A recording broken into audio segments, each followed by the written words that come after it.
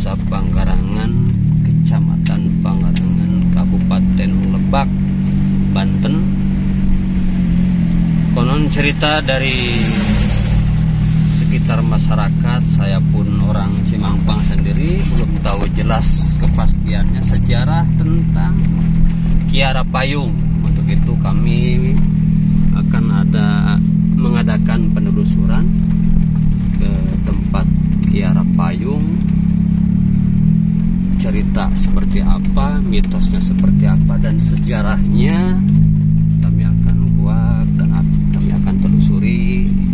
Dan semoga kami yang ada di tempat kampung Cimampangnya, kampung Kiara Payung, kami akan bertanya ke seseorang.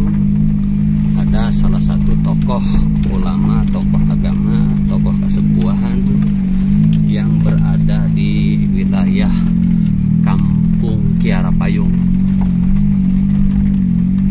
Saksikan saja penelusuran ini. Semoga sejarah Kiara Payung ini bisa bermanfaat bagi kami dan tim, dan berguna bagi para penonton yang belum tahu sejarah-sejarah yang ada di kampung Kiara Payung.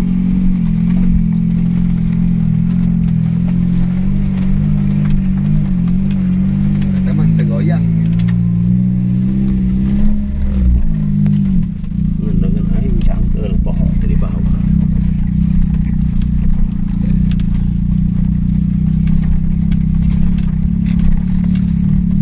Ini jalan desa Panggarangan.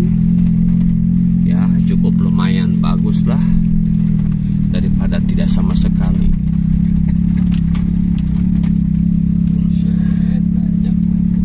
Ini akan mendekati Kiara Payung.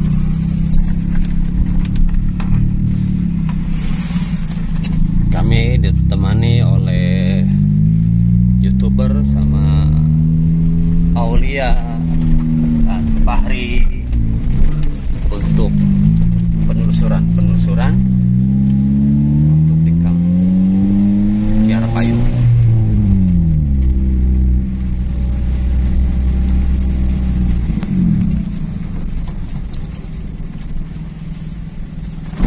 Makin mantap jalannya. Itu Kiara Payung. Jalan. Ternyata poros jalan ke kampung Kiara Payung mengalami kerusakan berat sehingga longsor sampai rumah sampai hancur. Semoga pemerintah setempat dan pemerintah Kabupaten Lebak ada realisasinya untuk anggaran di tahun 2023 ini. Semoga aja jalannya diperbaiki lagi. Salam santun buat Bupati Hajah Iti Oktavia.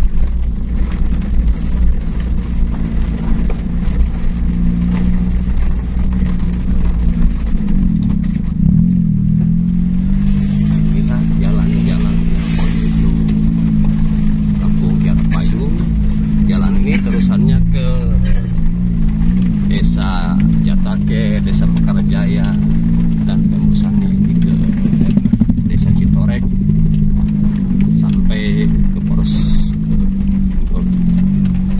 mana nih? Kami udah memasuki wilayah Kiara Payung.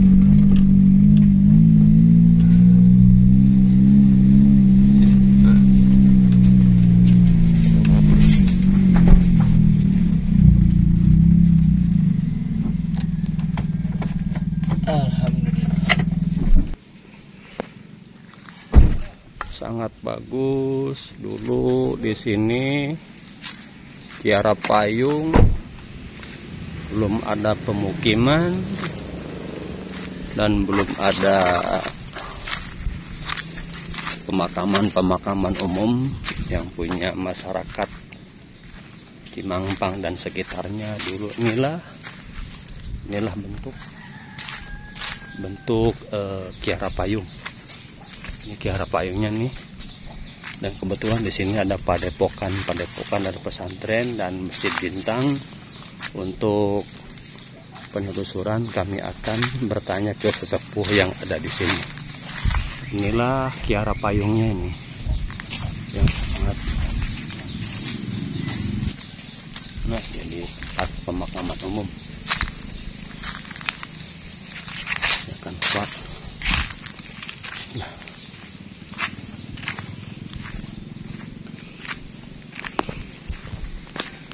Kami berada di pondok.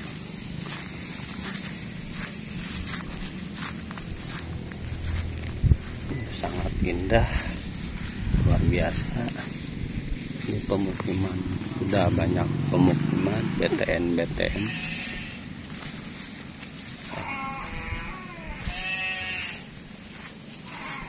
Kami akan menuju ke rumah Pak Kiai.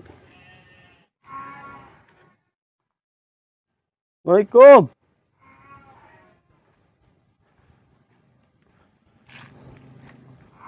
Assalamualaikum.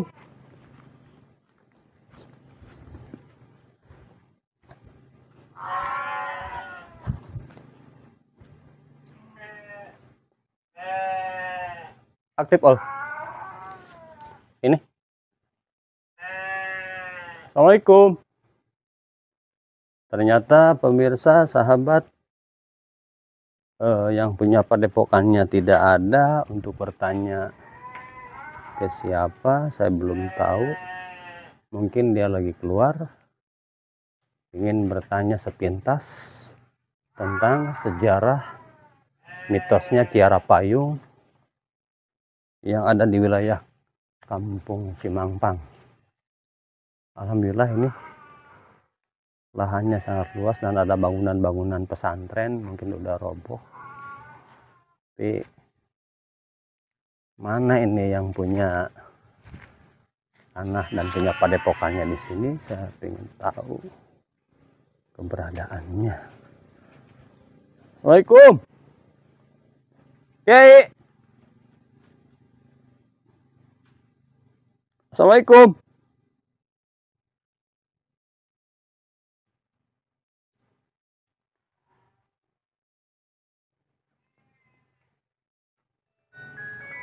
Oh, HP tadi.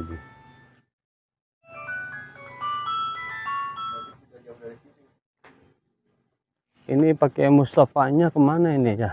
Pengen tahu tentang sejarah, minimal dia tahu persis. Pakai Mustafa ini sesepuh dari padepokan Kiara Payung. Karena dia pernah ketemu dengan tokoh-tokoh dahulu, para sesepuh dahulu. Mungkin sedikit banyaknya dia cerita ke Pak Mustafa tentang sejarah mitosnya Kiara Payung di sini.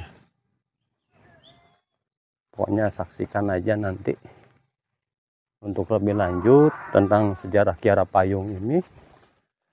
Kita akan buka mitosnya seperti apa. Dulu di sini tidak ada pemakaman umum, ada salah satu makam petilasan. Konon ceritanya di sini kalau ada binatang yang lewat sini pada jatuh, bahkan mati. Alhamdulillah kami udah nyampe di Kiara Payung. Aduh, inilah pemirsa nih Kiara Payungnya nih. Kayaknya di sini ada penunggunya nih dari pemakaman umum ini. Inilah nih yang disebut Kiara Payung. Apakah Kiara Payung karena pohonnya seperti payung? Dulu katanya di sini tempat peristirahatan. Saya belum tahu persis. Kami akan kuak mitosnya seperti apa. Mungkin kami akan pakai mediumisasi, bertanya ke makhluk gaib, makhluk astral yang ada di sini, penunggu terdahulu yang di sini. Di sini udah ada pemukiman, perumahan-perumahan. Sudah rame, tapi saya juga belum tahu persis maksudnya ini Inilah Kiara Payung yang dimitoskan. Untuk Kiara Payung sendiri itu sebenarnya apa itu, Pak? Ya menurut saya Artinya? sendiri ini Kiara Payung ini ya pohon yang membentuk seperti payung.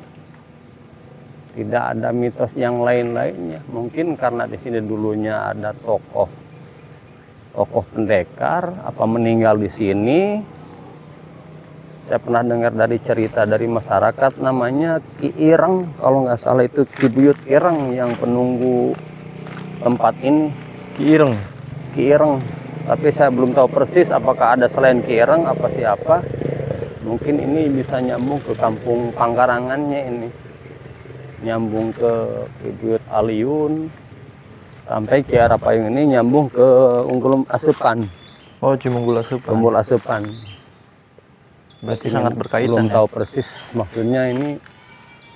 Nanti saksikan aja lah pakai imunisasi, kami belum tahu siapa tokoh. Ini udah pada meninggal. Saya ingin bertanya ke seseorang, tapi bertanya ke anak cucunya tidak tahu. Seperti itu. Cukup sekian lah, nanti kalau ketemu sama Pak Kiainya kita bisa berbincang-bincang lagi ya. Siap. Cukup sekian.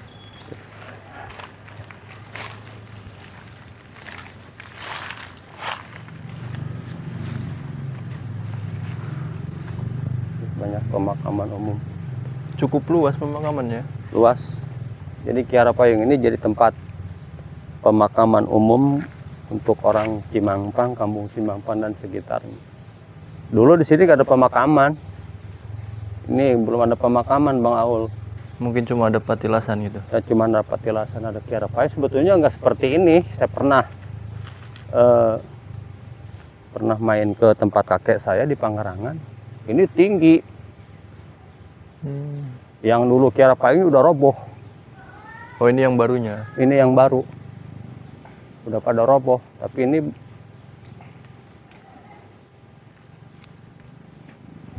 nanti kuak aja lah sejarahnya pakai minimisasi.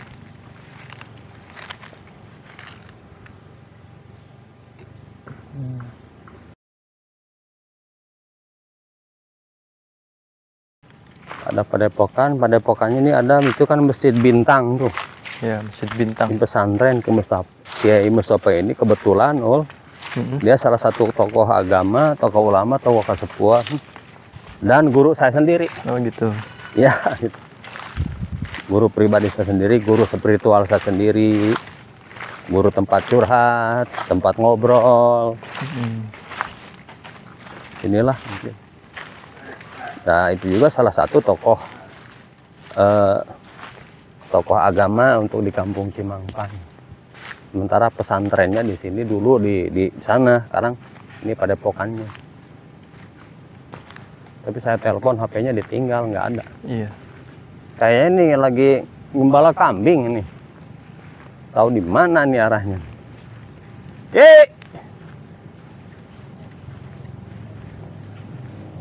Tuh ayah ya.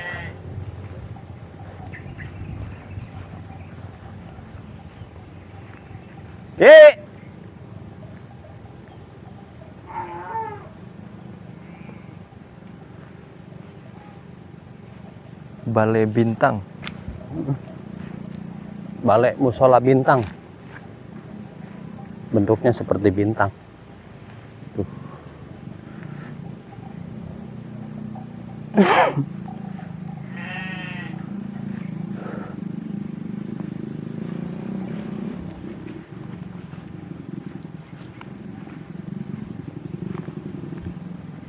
Di sini hutan belantara awalnya. Hutan belantara. Wah, serem. Serem, banyak penampakan sebelum ada bangunan BTN di sini. Sekarang udah rame. Udah bang, misalnya BTN Kiara Payung. Udah rame sekarang. Tapi untuk itu kita nantilah. Ya. Wah, sejarah mitos Kampung Kiara Payung. Siap. Yang sebenarnya seperti apa. Oke? Sip. Album Misteri Banten. Mantap. Tiba, ada yang di Cikumpai dan lagi di Brimob Oh gitu. Itulah pekerjaan saya sehari-hari. Artinya bahwa saya dulunya ngangon bocah, sekarang jadi bocah angon. Bocah angon. Kenapa dikatakan bocah angon? Karena kalau bocah angon itu di belakang. Nah, makanya kalau bocah angon itu di belakang. Kalau ngangon bocah selalu di depan. Waktu ngurusin santri saya selalu di depan. Disuruh santri yang duluan saja umpamanya ke tempat pengajian, tidak mau Pak Kiai saya. Harus pakai terlebih dahulu datang di sana. Berikut saya. Berikut Kak Dindin juga dulu waktu pengajian tidak mau kalau datang disuruh duluan. Tapi kalau ngangon bocah enaknya kita di belakang. Inilah rakyat-rakyat kita yang berupa embe ataupun wedus. Hah? Gitu. Jadi setiap hari pekerjaan saya di belakang mereka. Mengikuti. Itu pun saya sudah luruskan dengan kata-kata lurus. Jangan malengos. Rakyat-rakyatku yang hitam yang putih juga sama. Yang kulit merah juga sama. Yang berbulu domba juga sama. Berbulu kacang juga sama. Rakyat-rakyatku tidak boleh bertengkar. Ada yang kencing di jalan saja saya bicara bahwa di depan ada WC umum. Ada MCK dari pemerintahan. Gitu. Kalau dia masuk sekolah musim corona tidak boleh masuk sekolah SLB ataupun sekolah MI di bawah. Tapi ternyata ada musola baru di sana, maunya berjamaah di sana. Kalau malam Minggu, malam Sabtu, dia tidak mau pulang. Katanya mau ikut pengajian dulu. Itu embe, bukan santri saya. Itu embe yang mau ikut pengajian. Walaupun cuma bisa satu huruf B. Gitu. B. B. Gitu. Nah ini salah satunya nih, tengkorak B. Cekelnya. Ini Ini satu contoh waktu ada darah dan dagingnya. Ini bisa ditawar 3,5 juta. Karena apa? Karena yang mahal itu adalah ruhnya. Artinya nyawanya. Nyawanya. Dagingnya tidak seberapa. Karena dagingnya dibagikan kepada orang lain. Kalau dijadikan akikah ataupun kurban. Nah inilah jasa-jasa binatang ataupun embe. Gitu. Bisa dibikin korban, akikah dan sebagainya. Hanya itu saja dulu untuk sementara sekarang. Nanti disiapkan lagi untuk materi yang depan. Segitu doang. Cerita Ngangon pemirsa, inilah salah satu sesepuh yang punya wilayah kampung Kiara Payung kayaknya.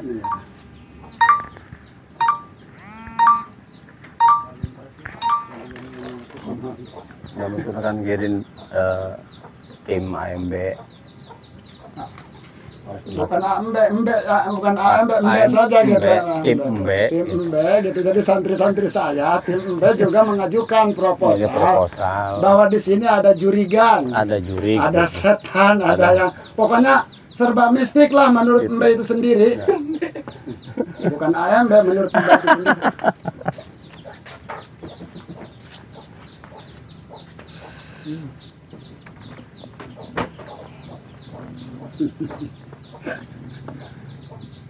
Kemarin dan ulah kata guna pakai pangangon be. Ini pakai baju bah. Iya, pakai baju resmi. Tapi makan ini mah intermezzo lah. Karena saya coba. Endah tante. Jadi Orang saya pertama kali kronologis di sini juga Kak Dindin ikut. pertama Dalam kali. buku pendirian ini bahwa di sini. Oh iya. Tapi kan sana sendiri kan. Didi Iya nya. waktu didatanganku di Sumedang di mana-mana.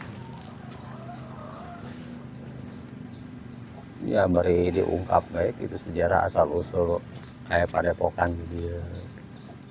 Orang ungkap ke sejarahna hijrahna di lembah. Memang bukan saya dikucilkan oleh masyarakat, tapi saya mengucilkan diri daripada masyarakat. Terserah asumsi mereka mau apa katakan kepada saya, mau ajaran sesat kek, mau apa kek, terserah mereka. Yang jelas bahwa saya itu bukan dikucilkan oleh masyarakat, tapi meninggalkan masyarakat. Gitu. Bukan dalam arti meninggal dunia, saya meninggalkan kemasyarakatan. Padahal ilmu kemasyarakatan mungkin itu yang paling penting ketika kita membutuhkan sosialisasi. Misterinya banyak. Artinya waktu pertama kali ke sini saya bertapa di sana 4 orang. Wahani, Kapepen, dan Roheng. saking takutnya di tengah hutan, tapanya itu artinya sering tonggongan gitu, kemana nyebut benar. Empat penjuru. Empat penjuru. Nah, membelakangi empat di antara empat penjuru itu. Ada yang menghadap ke selatan, ke utara, ke timur, dan ke barat. Saking takutnya, takut ada sesuatu hal. Kalau kita umpamanya ngeriung begini, takut ada Binatang. apalah gitu istilahnya. Nah, Takut- setelah itu takut pulang dijual. dari sana itu ada isyarat.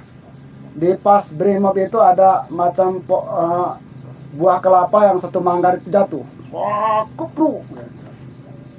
Terus sesudah itu yang datangnya kepada saya itu adalah Kampung Panggung Kiara Payung. Jadi KP. Kampung Panggung Kiara Kiara Payung. Payung. Hasil bertapa itu. Makanya di sini mendirikan panggung dulu. Artinya panggung itu rumah yang tidak beralaskan langsung ke tanah. Pakai umpak ya kata orang Sunda. Nah, setelah itu dipikir adalah ada miniatur, suatu kampung miniatur yang datang ke saya itu miniatur daripada Baduy. Yang 40 suhunan itu sama. Di sini itu. Bentuk bangunannya itu sama. 9 tahun kemudian saya sudah bicara waktu pertama kali Istighosah Shalawat Nariyah, lihat 10 tahun ke depan di Kiara Payung ada apa.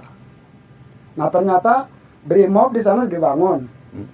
Terus Gama dibangun, Gama dulu dibangun terus Brimob dibangun. Nah, setelah itu Kak Rohim ikut ke sini, sebelumnya itu ikut ke sini. Artinya menambah rumah lah penghuni.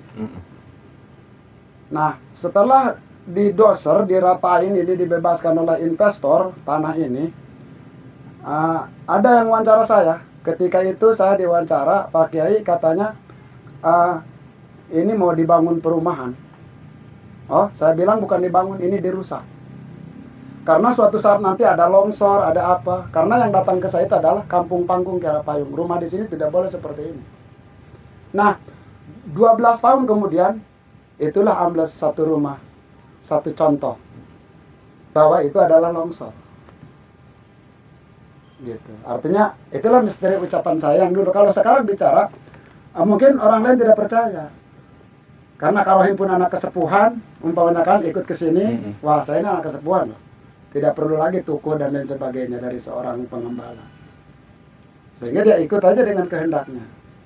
Kalau saya pakai patokan, berangkatnya ke sini itu adalah mengucilkan diri daripada masyarakat, ingin ketenangan jiwa maksudnya.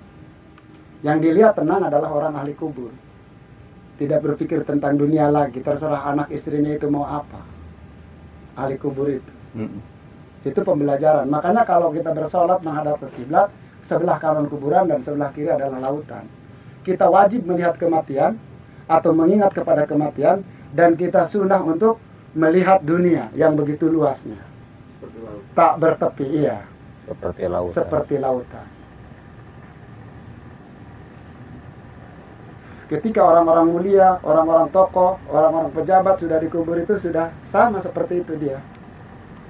Artinya tenang, meninggalkan tugasnya. Kalaupun tugas di sana, wallahu alam bisawab. Pertanyaan alam kubur di sana. Nah, terus tentang yang amblas, rumah yang amblas itu. Dulu ada bahasa apabila seorang bayi terlahir dari seorang ibunya, di sininya ada kalang pati namanya urat yang hitam. Di sini itu biasanya menunggu hari raya Idul Adha untuk ditoreh pakai ketan hitam, gabah ketan hitam yang berbulu itu. Artinya kalang pati namanya. Itu juga kalang pati. Ke sini mata air, bukan air mata ya. Ke sini juga ke sebelah sini mata air. Artinya di sini ke sini air mata, ke sini air mata. Nah, itu kalang pati. Mula-mula ke sini Kak Rohim anaknya meninggal. Terus beliau juga meninggal. Artinya mungkin itulah kalang pati. Nah, untuk Pak Jaya, rumahnya yang amblas. Ya, Pak Jainuddin. Pak Jainuddin.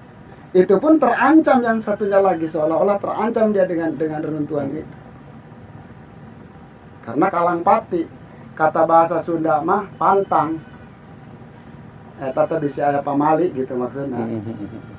Jadi dia bareng ingat lamun eta sok lamun budak leutik teh orok teh sok aya gitu. Kayak urat gitu ganteng ya. namanya Kalangpati. Nah, kalau urat Gunung Kendeng namanya, urat Gunung Kendeng itu adalah suatu alur yang tidak menyeberangi jembatan. Makanya di Karian sana dibikin tanggul. Jadi bukan nyebrang jembatan. Di Kabupaten Lebak ini mau ngambil jalan urat Gunung Kendeng itu. Tidak menyeberangi jembatan artinya. Seperti di sini. Di dia ya, tidak nyebrang jembatan gitu maksudnya. Namun orang di belah itu tidak nyebrang jembatan karena tanggul. Selalu di gunung ke sini. Gitu, itu urat Gunung Kendeng.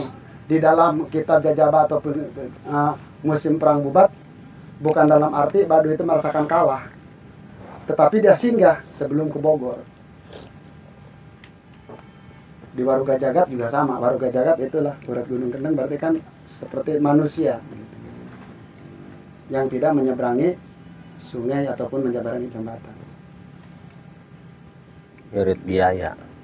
Iya, pengiritan biaya. Ya. Hanya itu saja tentang Kalangpati ataupun sekelumit Kiara Payu. Sejarah Kiara Payu. Itulah pemirsa, sahabat, berbincang-bincang sepintas dengan kesepuhan yang punya pondok pesantren Padepokan. Majlis Yasin Wartubul Hadad. Majlis itu tempat kumpul, duduk, baca Yasin dan baca Ratibul Hadad.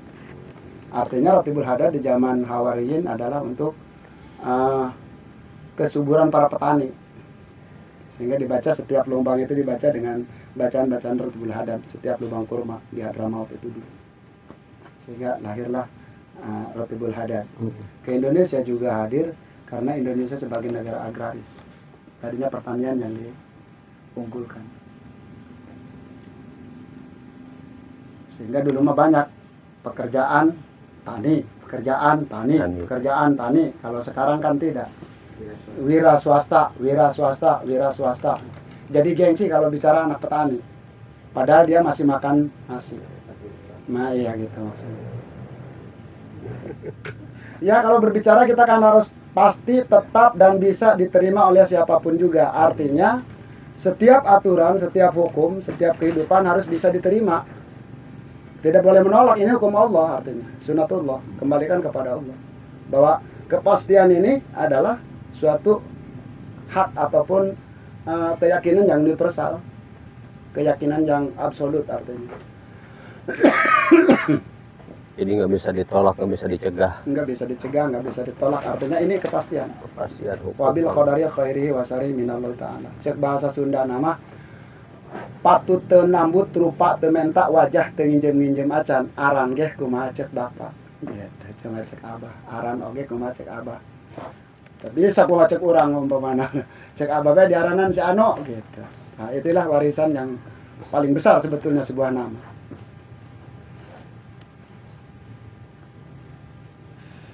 Paling ke malam minggunya awal pulang.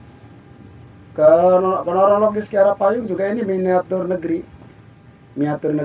sehingga kamu bikin musola bintang itu karena lambang ketuhanan yang Maha Esa itu adalah bintang.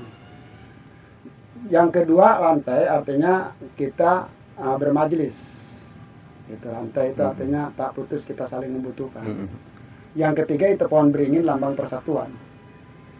Artinya orang Sunda mah manuk-manurung mencelok dina lawang sawarga yang indung nu nyalindung yang bapak nu baheula nyalindung na kayu agung panayuban, sehingga orang-orang itu butuh perlindungan kepada persatuan artinya. Nah, mengenai tanduk domba tadi adalah lambang yang keempat, kerakyatan yang dipimpin oleh hikmah, sehingga Rasulullah waktu menjadi pengembala itulah dimasukkannya ilmu hikmat karena inilah bijaksana, adil, di sana itu ada bermusyawarah, sehingga ada kalimat kerakyatan yang dipimpin oleh hikmah, kebijaksanaan dalam permusyawaratan perwakilan. Nah, barulah berbicara keadilan sosial bagi seluruh rakyat. Padi dan kapas lambangnya itu. Ataupun kalaupun berbicara adil, kalau berbicara seluruh, setiap orang yang meninggal itu dibungkus dengan kain kapan. Tidak boleh menolak dia. Enggak, saya mau pakai yang kuning aja, enggak. Maita boleh tak malah menunggu sekonanya.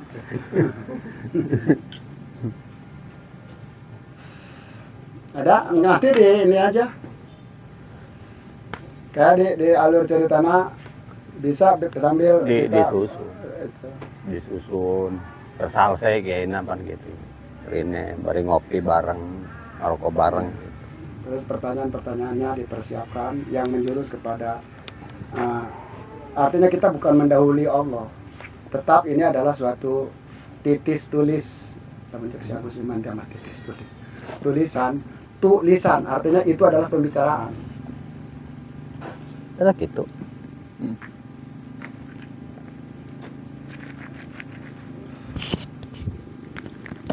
Oke, saya bertugas dulu. Oke siap, dinin pulang. Mau diteruskan deh. Atau mau atas penelusuran kiamat. Itu saya izin di kiai mah tuh kumabel aja nama. Disusun ulang deh. Oke. Sampurnya. Kami semaraban tahayam. Yang jago itu hanya ayam. Yang jago itu hanya ayam. Yang jauh adalah embek. Siap. Sahabat, inilah aktivitas dari kesepuhan Kiara Payung. Ternyata beliau memiliki hewan ternak. Ayam Bangkok, Ayam Bangkok, domba, ada kambing juga yang ganteng ini. Ini mah cuma satu. santri-santrinya sekarang berubah menjadi burung. Jadi kotok hayam jago. Ayam bisa urip, burung bisa terbang, dan domba bisa dibikin akekah, kurban, dan lain. Kegiatan yang lainnya bisa ditopang dengan Berarti ini kandangnya diperpanjang juga ya? Ya. kandangnya ini. Ada nomor seri. Ada nomor serinya soalnya tuh. Diperpanjang. Ini belum diperpanjang. Ini belum diperpanjang pajaknya, artinya dia tidak bayar pajak. Karena bukan punya negara ini, punya pribadi. Hanya titipan saja. Keluar, ada penonton tuh, ada penonton juga. Jangan ke kebun orang ya, jangan ke kebun orang. Cari makanan yang halal. Sebelum kambing-kambingnya keluar, kambingnya ini dikasih wejangan dulu supaya jangan mengambil tanaman dari orang. Biar makanannya itu tidak sakit perut katanya.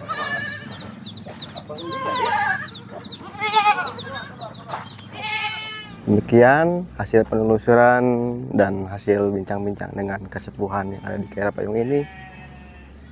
Kami dari tim Album Misteri Banten pamit mundur. Assalamualaikum warahmatullahi wabarakatuh. Album Misteri Banten, mantap!